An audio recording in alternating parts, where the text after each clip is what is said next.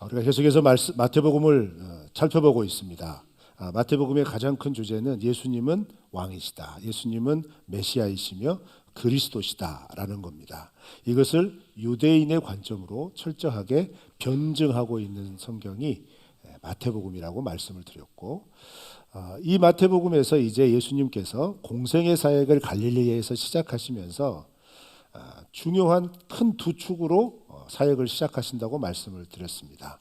하나님 나라의 복음을 가르치시고, 그리고 그렇게 하나님 나라의 복음을 듣는 이들에게, 그리고 그들이 모인 장소 속에 하나님 나라가 임하면 어떤 회복이 일어나는가를 온갖 병자들과 귀신에 들려 억압당하는 이들을 자유케 하심으로써 하나님의 나라가 임하면 이런 자유와 해방이 일어나는구나 라는 것을 실제적으로 보게 하시는 사역을 진행하셨습니다. 그리고 이제 그렇게 진행해 나아가실 때 이 사역의 틀에 따라서 5장부터 7장까지는 예수님의 가르침 가운데 첫 번째 설교, 그 설교 산상수훈이라고 그러죠. 그것을 통해서 예수님을 따르는 제자의 삶은 어떠해야 되는지에 대해서 가르쳤고, 그 말씀을 마무리하면서 우리는 인상 깊게 혹은 너무나 익숙하게 알고 있는 좁은 길로 걸어가야 할 삶인 것을 결론으로 짓고 마무리를 하셨습니다. 그리고 이제 예수님께서 치유하심의 기적들을 보여주시는데 8장부터 9장까지는 총 10가지의 기적을 보여주십니다. 이 10가지의 기적을 세 단락으로 나누어서 각 단락마다 그 기적이 일어난 이후에 사람들의 반응, 그리고 예수님과 사람들과의 대화를 통해서 이 기적들이 주는 의미가 무엇인지를 가르쳐 주세요. 그런데 그 의미는 다른 게 아니고 예수님을 어떻게 따라갈 거냐, 산상수훈에서 가르쳐 주신 예수님을 따라가는 제자의 삶은 어떤 삶이냐라는 것을 반복해서 가르쳐 주십니다. 그러니까 가르침과 치유의 공통 주제는 뭐냐면 예수님을 따라 살아가는 사람은 이렇게 살아야 한다라는 겁니다. 그래서 오늘 본문 말씀은 세 단락으로 나누어진 10가지의 기적 가운데 세 번째 기적 이야기예요. 어제 본문에서는 나병 환자를 치유해 주시고 백부장의 종을 치유해 주신 예수님의 이야기가 나왔고, 오늘은 그 이어서 베드로의 장모님의 병을 치유하여 주신 이야기가 펼쳐집니다. 그리고 이 세 가지 기적을 마친 다음에 그 기적에 대하여 사람들의 반응, 수많은 무리들, 그리고 그 무리들 가운데 있는 제자, 그리고 서기관과 또 한 사람의 제자, 이런 사람들의 반응과 예수님과의 대화를 통해서 예수님을 따르는 길이 어떤 길인지를 예수님께서 가르쳐주고 계신 겁니다. 알아들으셨죠? 네. 먼저 그래서 저는 두 가지 큰 주제를 가지고 이야기를 할 건데, 첫 번째는 베드로의 장모님을 치료해 주신 이야기를 통해 우리가 하나님으로부터 받을 교훈을 살펴볼 거고, 그 다음에 이 세 가지의 기적 이후에 사람들의 반응을 통해서 우리는 어떻게 예수님을 따라야 될 것인지에 대해서 얘기를 해볼까 합니다. 첫 번째는 베드로의 장모의 이야기죠. 오늘 본문 말씀 14절 15절에 있는 이야기입니다. 단 두 절이지만 이 두 구절 속에 담겨있는 행간은 어마어마합니다. 왜 그럴까요? 일단 이 시기는 갈릴리 사역의 초기입니다. 예수님의 공생의 사역이 시작되고 얼마 되지 않아서 예수님께서 제자들을 부르기 시작하셨는데, 요한복음의 기록에 의하면 예수님의 제자는 마태복음 4장에 4명의 제자를 부르신 것과 같이 세례 요한의 세례 장소에서 몇 명의 제자들을 예수님이 부르시고 갈릴리 사역이 시작이 되었다, 공생의 사역이 시작이 되었다, 이렇게 기록을 해요. 그러니까 이 상황을 딱 놓고 본다면 베드로의 입장에서 보면 베드로가 한참 유행하고 있는 세례 요한의 집회 현장에 어느 날 이제 집안 사람들에게 말을 하고 주변에 있는 형제들과 친구들과 함께 내려간 거예요. 그렇게 내려갔다가 은혜를 엄청 받은 겁니다. 그런데 은혜를 엄청 받았는데 은혜 받은 그 자리에서 예수님이라는 한 사람을 만난 거예요. 그래가지고 마음이 다 뺏겨버렸네요. 그래서 이제 갈릴리로 딱 돌아가고 나서 예수님께서 야 이제까지는 지금껏 그때 와서 도와줬는데 이제 풀타임으로 나랑 이 하나님 나라의 복음을 전해보지 않을래? 예수님께서 말씀하시니까 오케이 콜 한 겁니다. 그래서 어떻게 해요? 그때부터는 마태복음 4장에 기록이 돼 있죠. 그물과 배를 버려두고 예수님을 따른 거예요. 베드로는 좋죠. 은혜 받았으니까. 그런데 베드로의 가족은요? 베드로의 가족은 어땠을까요? 이게 행간이에요. 베드로의 가족은 어땠을까요? 제가 처음 신학교 간다니까 저희 어머니께서 사흘 동안 저한테 말 한마디 안 하셨습니다. 그때 권사님이셨죠.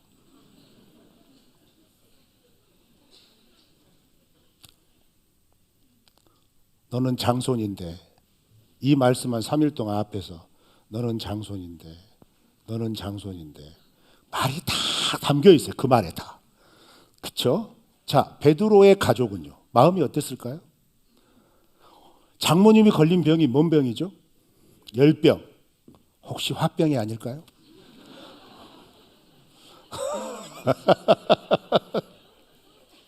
아니 저희 이렇게 추론을 하냐면 추론이에요. 성경에 그런 얘기 없어요. 그리고 원래 단어도 열병이에요. 그러니까 김종원 목사님이 그랬어. 이건 화병이야. 자, 옆에 빨리 깨우세요. 제발 그렇게 알아듣지 않도록. 뭐냐면 그만큼 이 짧은 기간 동안 베드로와 베드로의 가족에게 굉장한 도전이 일어난 겁니다. 무슨 도전이죠? 삶의 체계가 흔들리고 있어요. 배와 그물을 버려두고 예수님 쫓는다 했잖아요. 그럼 누가 고기는 잡죠? 우리나라 표현으로 누가 소 키워요? 장모님 입장에서 이제 딸이 키워야 돼요. 그러면 장로님 마음속에 어떤 마음이 들까요? 예수님 아직 몰라요. 만나본 적도 없어요. 그분께 뭔가 경험한 것도 없단 말이에요. 그런데 뜬금없이 어느 날 아침에 베드로가 와서 어머니 나 이제 그물과 배 버려두고 예수님 따라갑니다. 아시죠? 잘하세요. 제가 좀 과장한 거예요. 이렇게 얘기했겠어요? 베드로는 이런 말도 못했을 수도 있어요. 미안해서 그러잖아요. 아내한테는 나 예수님 따라가기로 했는데 어떡하지? 이거 말해야 되나 말아야 되나? 뭐 이런 생각. 이런 부담감들이 계속해서 교차되고 있었을 거예요. 그런데 또 한편으로 예수님의 사역의 현장에서는 어떤 일이 벌어져요? 기적이 일어나요. 치유가 일어나요. 예수님께 듣는 말씀은 너무 놀라워서 감탄만 나와요. 야, 나 이 말씀만 들어도 살겠다. 베드로는 그래. 근데 장모님은 들으면 화가 나. 에이, 저런 말 때문에 내 사위가 그물을 버려뒀다고, 배를 버려뒀다고 이 말이라니까요, 지금. 그래서 제가 이제 또 이렇게 또 묵상하다가 이런 생각도 해봤어요. 예수님이 이 기적을 행하실 때에는 안식일이었어요. 마가복음에 의하면. 안식일에 안식일 회당에서 귀신 들린 사람의 귀신을 쫓아내시고 그 모임이 딱 끝난 다음에 해가 딱 저물어서 안식일이 저물자마자 마을 사람들이 병자와 귀신 들린 사람을 베드로의 장모의 집으로 데리고 온 거예요. 그 사이에 벌어진 일이란 말이에요. 근데 베드로의 장모는 그때 열병이 나가지고 너무 아파서 누워 있어요. 예수님이 이제 회당에서 딱 들어오시고 그 잠깐의 시간에 쉬시려고 딱 들어오시는데 오늘 본 말씀 잘 읽어보세요. 예수님이 집안에 딱 들어왔는데 예수님이 들어온 걸 보고 장모님이 일어나셨습니까? 누워 계셨습니까?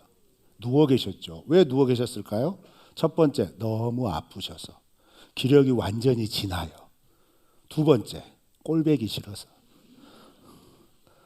저는 두 번째라고 생각해요. 만약 베드로의 장모님이 예수님 인격적으로 영접하고 예수님이 나의 주님이라고 영접했으면 아무리 아파도 주님 오셨어요 하면서 딱 일어나죠. 소파에라도 앉죠. 안 그럴까요? 나는 설교를 너무 상상해서 하는 것 같아요. 이래도 될란가 몰라. 근데 진짜 그러지 않았을까요? 이거 자기가 존경하고 믿고 의지하는 어떤 존재가 오는데 아무리 아파도 긴장이 돼서 빨딱 일어나지. 안 그래요? 그런데 그냥 탁 퍼져 계세요. 왜 그럴까요? 꼴도 보기 싫다 이거예요. 근데 예수님 그 장모님을 보고 어떻게 하세요? 가만히 오셔서 손을 딱 잡아줍니다. 그랬더니 이 열병이 떠나가고 바로 일어나서 예수님과 제자들을 섬겼다. 이렇게 기록을 하고 있어요.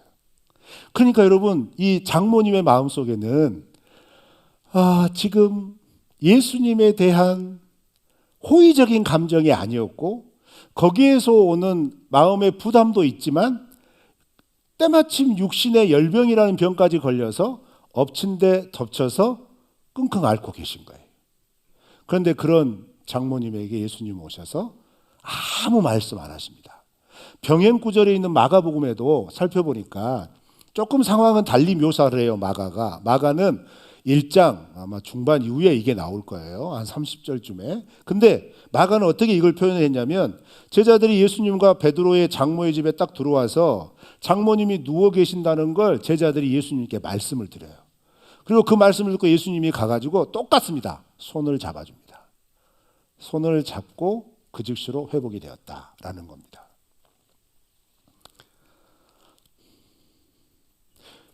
장모님의 열병은 베드로에게도 큰 부담일 거예요. 왜냐하면요, 저는 가끔 가다가 지금까지 사역을 해오면서 가끔 가다가 나 이렇게 주님의 일을 하는데 우리 어머니 갑자기 아프시면 어떻게 하지? 누가 우리 어머니 돌봐드릴까?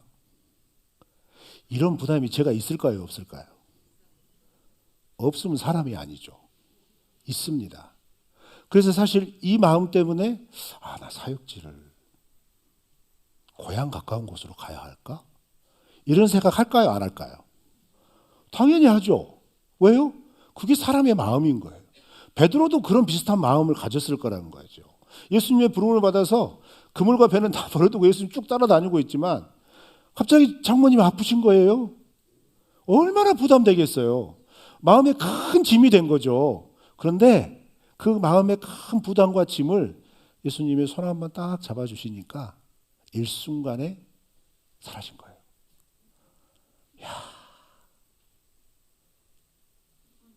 우리 주님의 놀라우신 은혜입니다. 이게 우리 주님이 우리와 함께 계시는 놀라우신 증거예요. 그래서 이것을 우리가 우리의 삶에 적용을 시키자 보면 주님을 따라가려고 주님께서 가르쳐 주신 말씀의 도를 따라 살아가려고 할 때 가장 걸리는 게 뭐냐면 가족입니다. 가장 가까운 사람. 가장 가까운 사람. 남편이 될 수 있고 아내가 될 수 있고 자녀가 될 수 있죠. 어찌되었든 간에 내가 믿는 것보다 내 남편, 내 아내, 내 자녀들은 내 마음처럼 못 믿는 것 같아요. 얼마나 부담돼요? 그렇죠? 그런데 그렇게 부담되는 마음 우리 주님한테 시시콜콜 가서 그때마다 토로할 수도 없고 주님 좀 도와달라고 매달릴 수 없고 왜요? 예수님은 그 수많은 병자들 치료하시고 만나주시고 시간 분초를 다 쪼개가면서 사람들의 그 회복을 위하여 저렇게 하시는데 언제 말씀이라도 좀 들어볼까? 아니야. 들어볼까? 아니야. 이런 마음이 수시로 교차했을 거라고요. 그만큼 큰 부담으로 다가오고 있었을 거예요. 자리 잡고 있었을 거예요. 장모님은 열병에다도 걸렸지만 아내의 눈초리는 어땠을까요? 만약 베드로의 아내가 예수님 제대로 만나지 못했다면 이거 정말 곤란한 일이죠. 예수님 따라간다는 건 자기는 좋은데 자기 자신은 너무너무 즐겁고 기쁜 길이지만 나머지 가족들은 정말 눈치 없게 저 양반이 정말 삶을 팽개치고 우리는 어떻게 하라고 라고 하는 게 그대로 뒤통수에 쓰여져 있는 거죠. 그럼 어떻게 하시겠습니까? 이거 어떻게 해결해야 되죠? 그런데 그 장벽을 예수님이 손 한번 딱 잡아주시니까 주문해 오지 않았어요. 특별 성경 공부 과정 와라 내가 이거 가르쳐 줄게 하지 않았어요. 그냥 손만 탁 만져주니까 치유된 겁니다. 이게 하나님의 능력입니다. 우리에게도 이 주님의 손길이 이미 임한 줄로 믿습니다. 그 주님의 손길이 우리를 만져주셨고 붙잡아 주셨기 때문에 우리가 주 예수는 나의 구원자이시다 라고 고백할 수 있는 거예요. 그리고 그걸 만짐을 다 경험했기 때문에 이게 정확한지 분명한지 확실한지 나도 잘 모르겠지만 내가 내 믿음의 고백도 잘 못한 것 같고 어제는 아멘 오늘은 제발 아멘이 안 되래요. 어떻게 하면 좋아요 주님. 주님 이게 내가 사는 건지 어떻게 하는 건지도 모르겠습니다 라고 하는 왔다 갔다 하는 신앙인 것 같지만 마음 중심에서 그래도 예수님 붙잡아야지, 그래도 예수님 따라 살아가야지 라고 하는 마음이 변치 않는 거예요. 왜요? 예수님이 우리를 붙잡아 주셨거든요. 예수님이 우리를 만져주셨거든요. 수많은 말로 말씀하신 게 아니라 만져주시면서 손을 꼭 붙잡아 주시면서 다 끝난 거예요. 이 은혜가 우리에게 임했고 우리가 경험했으니 그 다음에 장로님의 변화가 어떻게 변화되죠? 15절 말씀에 보면 주님과 제자들을 섬겼다고 그랬잖아요. 그런데 그 다음에 딱 보면 그 집으로 누가 몰려와요? 수많은 병자들과 귀신 들린 사람들이 몰려옵니다. 자, 여러분, 여기에서 병자와 귀신 들린 사람은 유대인들에게 부정한 존재예요. 그러니까 유대인의 삶을 고집하는 사람일수록 이 사람들은 어떻게 해야 돼요? 저만큼 떨어져 있어야 돼요. 이렇게 배척해야 돼요. 배척. 그런데 예수님의 손길 경험한 이 장모님이 어떻게 해요? 어서 오라고, 빨리 오라고, 나처럼 예수님이 손만 잡아줘도 당신 낫는다고, 지금 이게 문제냐고, 빨리 와서 회복받아라고 이렇게 맞아들인 겁니다. 무슨 말이죠? 예수님의 손길을 경험한 사람이 이 세상을 향하여 복음의 손을 내밀 수 있는 거예요. 어떤 제한이나 선입견 가지지 않고 빨리 오세요. 그러니까 당신에게 예수님 필요합니다. 그러니까 당신에게는 예수님의 치유하시는 능력이 필요합니다. 어서 들어오세요 라고 할 수 있는 자세가 나타나는 거예요. 여러분, 우리 더 온누리교회가 그랬으면 좋겠습니다. 우리 3부 예배 참여하시는 영혼들 가운데 여러분만 은혜 받지 마시고 여러분을 통하여서 빨리 와보세요. 빨리 와보세요. 우리 주님의 말씀이 이런 은혜가 있어요. 우리에게 이런 치유와 회복이 일어나요. 우리 주님이 이런 놀라우신 분이세요 라고 하면서 사람들이 몰려올 때 당신은 왜 교회 올 때 그렇게 하고 옵니까? 그러면 하나님이 싫어하십니다. 이게 아니라 그런 거 소용없어요. 빨리 와요. 주님의 사랑이 지금 필요해요. 지금 받으셔야 돼요 라고 할 수 있는 교회가 됐으면 좋겠어요. 외모로 평가하는 것보다 그 심령의 갈급함을 알아볼 수 있는 사람, 그런 사람은 누굴까요? 경험해 본 사람이에요. 주님의 사랑을 누려본 사람이에요. 그 사람이 저 사람은 예수님 필요해, 저 사람은 예수님밖에 필요 없어, 저 사람은 예수님 붙잡아야 되는데 라고 하는 갈급함이 여기에서 생겨나는 거예요. 여러분, 이 말씀을 통해 우리가 그런 걸음으로까지 나아가는 꿈을 꾸시기를 주님의 이름으로 축원합니다. 그러면 예수님을 따라가는 길은 어떤 길일까요? 예수님을 먼저 경험하는 게 먼저라는 거예요. 예수님의 손길을 먼저 경험하는 게 먼저라는 겁니다. 그걸 경험해야 그 다음에 어느 누구라도 예수님의 손길처럼 붙잡아 줄 수 있는 거예요. 그 은혜를 먼저 사모하고 누리시기를 축원합니다. 그 다음에 이제 이런 기적의 현장을 보고 나서 이어지는 말씀은 16절부터 쭉 이어지는 말씀은 흐름은 이런 거예요. 그렇게 수많은 병자들과 귀신 들린 사람들이 예수님이 만져주시고 예수님의 말씀하심으로 귀신은 쫓아가고 병든 자들은 다 낫는단 말이죠. 그 모습을 본 사람들이 계속해서 모여들면서 이렇게 표현하죠. 예수님을 애워쌌다. 이렇게 표현해요. 애워쌌다. 여러분, 이 애워쌌다는 표현이 저는 상스럽게 안 보이더라고요. 은혜 받으면 은혜를 끼친 시간, 은혜를 끼친 장소, 은혜를 끼친 대상을 향하여 우리가 어떤 표현을 하죠? 그 은혜가 너무 감사하고 너무 소중하고 너무 꼭 붙잡고 이거 사라지지 않았으면 좋겠다. 그러면 어떻게 해요? 여기 있는 사람들처럼 할 수밖에 없어요. 예수님 언제까지 계시죠? 아이고, 나 오늘 오면서 그냥 나 혼자 왔는데 우리 어머니도 예수님 좀 만나줘야 되는데, 우리 남편도 예수님 좀 만나줘야 되는데, 우리 이웃에도 예수님 손길이 꼭 필요해요. 어떡하죠? 예수님 언제까지 계세요? 하면서 예수님한테 나와서 막 감사 인사도 하면서 부탁도 할 겸 예수님이 언제까지 계실까 노심초사하면서 막 하지 않을까요? 그렇게 한다니까요. 그럴 수밖에 없어요. 왜요? 그게 너무 절실하고 감사하고 이게 내가 받은 것뿐만 아니라 이것이 다른 사람, 그 사람에게도 필요하다는 걸 인정하기 때문에 예수님 떠나시면 안 되는데, 예수님 떠나가시면 안 되는데 라는 거죠. 그런데 이런 사람들의 갈급함과 간절함을 바라보시면서 예수님이 제자들에게 명령하시죠. 여기 있지 말자, 건너편으로 가자, 이렇게 말씀하세요. 이해가 안 되는 명령입니다. 이해가 안 되는 명령이에요. 왜 이해가 안 되냐면 그렇게 사랑이 많으시고 인자가 풍성하시고 긍휼이 남김이 없으시는 하나님이시라면, 예수님이시라면 이들이 이렇게 간절하게 요청하고 애워싸는 그런 모습을 당연히 외면하시면 안 돼요. 왜요? 채워주셔야 돼요. 그런데 예수님이 건너편으로 가자 하는 거예요. 그런데 이렇게 말씀하실 때가 언제냐? 밤중이에요. 그리고 건너편으로 가자라고 했을 때 갈릴리 호수 지도를 딱 보고 지금 예수님이 계시는 가버나움 건너편은 정확하게 반대편은 어디냐면 거라사 지방입니다. 그래서 마태복음 9장에 이어지는 기적이 뭔지 아세요? 거라사 지역의 광인을 치유하신 예수님이에요. 그럼 이 거라사 지역은 이방인 지역이거든요.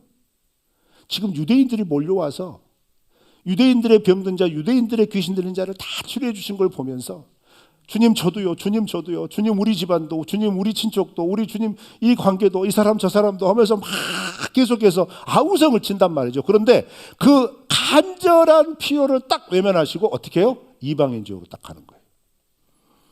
이거 놀라운 결단입니다. 내용을 알면 이해가 안 되는 거예요. 그런데 예수님을 따르는 길은 어떤 길인지 아세요? 지금 흥분되고 지금 만족되고 지금 이것보다 더 무언가를 꿈꾸게 하는 놀라운 일이 벌어졌어도 주님께서 스탑, 이제 다음 이렇게 말씀하실 때 이거 내려놓고 순종하며 가야 할 길이 예수님을 따라가는 길입니다. 근데 정작 대상자가 나가 되면 너무 아쉽죠. 특히 내가 만약 병자라면 나는 혜택 못 받는 거잖아요. 그렇잖아요. 그런 거 생각하면 너무 이거 어떡하지? 라는 생각이 드는 거예요. 근데 제자들이 예수님의 말씀을 그대로 순종합니다. 그리고 한밤중에, 예전에는 동이 트기 전 깊은 밤에 고기를 잡으러 배를 띄우고 노를 저었다면 이제는 예수님의 말씀을 따라 거라사 지방으로 가기 위하여 거기에서 누굴 만날지도 모르고 무슨 일을 해야 될지도 모르지만 예수님의 건너편으로 가자라고 하는 명령 한마디에 묵묵히 배를 띄운 거예요. 예수님을 따라가는 길 이해가 안 되고 납득이 안 되고 예상도 안 되고 예측도 안 돼서 막막하더라도 예수님이 말씀하시면 순종하며 가는 길이 예수님 따라가는 길입니다. 그런데 이 길에 딱 출발하려고 하니까 서기관이 딱 나선 거예요. 한 서기관이 나선 겁니다. 선생님, 저도 어디를 가시든지 따라가겠습니다. 이런 겁니다. 그러니까 예수님이 그 서기관을 딱 바라보면서 여우도 굴이 있고 공중의 새도 거처가 있지만 나는 머리 둘 곳이 없는데요. 이렇게 말씀하신 거예요. 이게 무슨 말씀인 것 같아요? 지금 이 서기관은 예수님의 지난 행적을 딱 보면서 서기관이에요. 율법학자.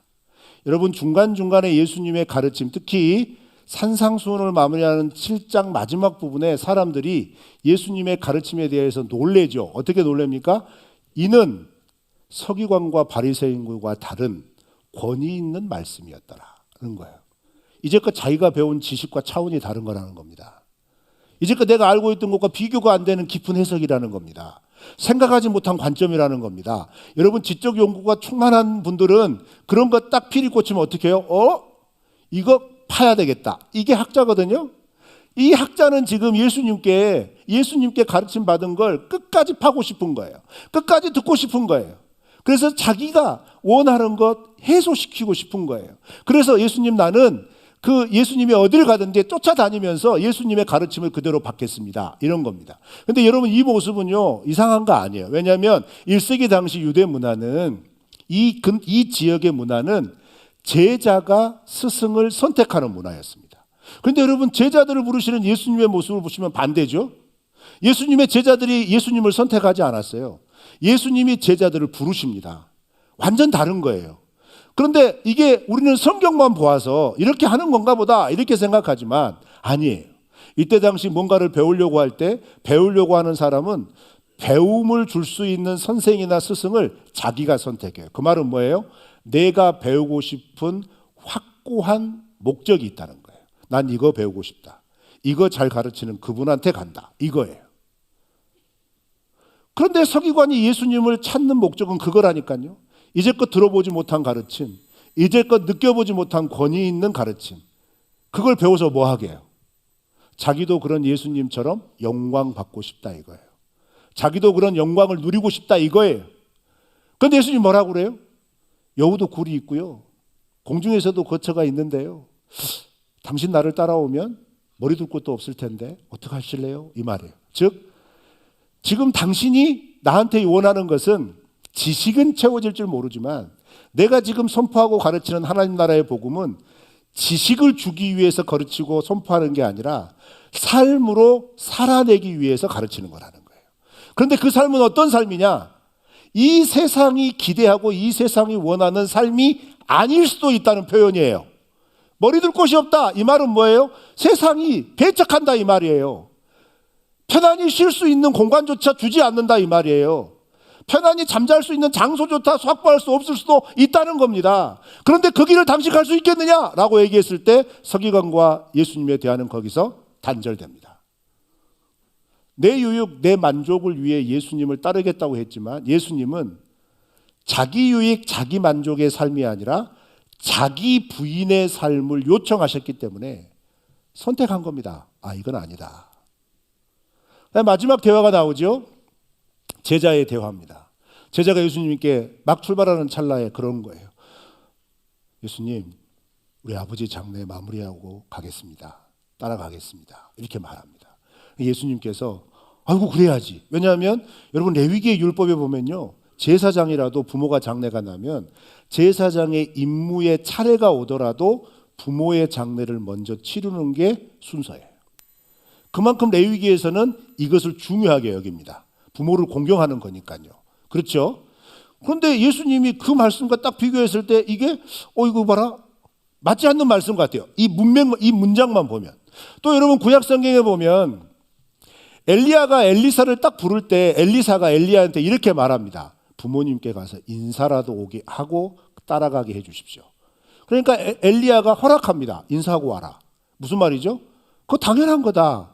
그렇게 인사하고 오너라 이렇게 얘기한 거예요. 여러분 그럼 구약의 율법이나 구약의 가르침과 지금 예수님은 딱 충돌하네요. 지금 이게 그걸 얘기하는 겁니까? 그게 아니에요. 제자에게 우선순위를 똑바로 해라 라고 하는 걸 가르치시는 겁니다. 지금 제자의 장례는, 유대 지역의 장례는 크게 두 가지의 과정을 거친다고 하죠. 죽자마자 하루 만에 무덤에 장사를 해야 합니다. 기후가 그런 것이니까요. 그래서 빨리 세마포로 싸서 하루 안에 가족 묘로 구성된 동굴 무덤에 집어넣어야 돼요.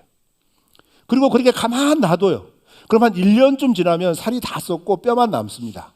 그러면 그 1년쯤 지나서 장례식이 또 진행이 되는데 그 뼈를 가지런히 모아서 조상들을 모셔다 놓은 그 뒤편의 공간에다가 따로 정리해서 모셔요. 이게 두 번째 장례예요. 그러니까 지금 이 제자의 장례는 두 번째 장례를 일컫는다라고 대부분 얘기를 해요. 그럼 무슨 말이죠? 꼭 그가 아니어도 돼요. 지금 하나님 나라의 복음이 시작되고 새로운 생명의 물결이 시작이 되었는데 예전에 지켜왔던 그 가치와 관습에 얽매여서 이 하나님 나라의 흐름을 쫓아가지 못한다는 것, 그건 제자의 도리가 아니다. 예수님을 따라가는 삶이 아니다라는 거고, 이 말씀을 오늘날 우리에게 딱 적용을 시키자면 이런 겁니다. 여러분, 우리가 예수 믿기 이전과 예수 믿은 후의 삶이 분명히 달라져야 한다는 거예요. 어떻게 달라져야 될까요? 예수님을 믿고 새로운 하나님 나라의 백성이 되었는데 여전히 세상의 관습과 세상의 전통과 세상의 기준과 세상의 학문을 가지고 그래 이렇게 살아가는 것도 이 세상을 살아가는 보편적인 모습이야 이렇게 말할 수 있죠. 이건 상식적이야 이렇게 말할 수 있죠. 그런데 하나님 말씀의 가르침이 그건 하나님의 뜻에 맞지 않아. 그건 하나님의 마음과 충돌이 되고 있어. 그러면 하나님의 나라의 백성은 어떻게 해야 돼요? 세상이 아무리 보편적이고 세상이 아무리 상식적이라고 말하는 그것이라도 하나님 나라 백성, 구원받은 예수님의 제자들은 충돌되는 그 충돌을 외면하면 안 된다는 거예요. 가장 먼저 예수님의 가르침, 하나님의 말씀을 붙잡아야 한다는 거예요. 이게 예수님을 따라가는 길입니다. 그 어떤 소중한 것보다 예수님을 따라가는 것이, 예수님과 함께 동행하는 것이 가장 중요하다. 이 중요성을 강조하기 위해 그렇게 구약 성경의 율법에서, 그리고 성경의 두세 군데에서 예를 두고 있는 부모와 자녀와의 관계를 예를 들어서 설명한 거예요. 그러니까 이 세상이 이 구절을 보고 기독교는 정말 불효의 종교다라고 말하잖아요. 아니에요. 그만큼 상대적으로 예를 든 거예요. 그만큼 예수님 믿어 새롭게 된 사람은 새롭게 된 하나님 나라의 질서에 최우선의 가치를 두어라. 그 하나님 나라의 가르침을 집중하여 순종하며 따라가라 라고 말씀하는 겁니다. 여러분, 우리가 그러한 삶을 포기하지 않기를 주의 이름으로 축원합니다. 정리할까요? 베드로 장모님을 고쳐주신 예수님의 따뜻한 손길이 우리에게 임하였다면 우리도 이 세상을 향하여 따뜻한 손길을 내미시기를 축원합니다. 수많은 기적과 치유의 현장을 바라보면서 저마다 각각 자기의 기준, 자기의 만족, 자기의 유익을 추구하며 예수님을 바라보고 따르겠지만 분명히 말씀합니다. 내 만족과 유익을 위한 그 길이 아니라 예수님을 따라가는 길은 나를 부인하고 나의 십자가를 지고 따라가는 겁니다. 그것은 아무리 평범하고 상식적이고 보편적인 일이라 할지라도 하나님이 아니라 하면 그렇습니다, 주님. 내가 주님의 말씀에 순종하겠습니다 라고 이 세상의 가치에 의미를 두지 않고 내려놓는 걸 말합니다.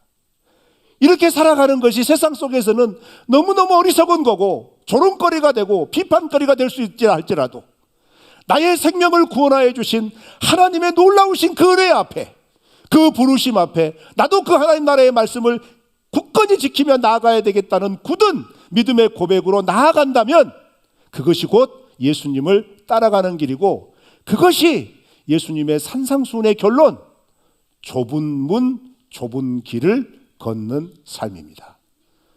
어쩌시겠습니까? 이번 한 주 힘드시더라도 어려우시더라도 나를 만져주시고 붙잡아주신 주님 손길 붙잡고 주님과 함께 동행하며 이 좁은 길을 걸어가시지 않겠습니까? 주님만 바라보며 이 좁은 길 걸어가시기를 주님의 이름으로 축원합니다.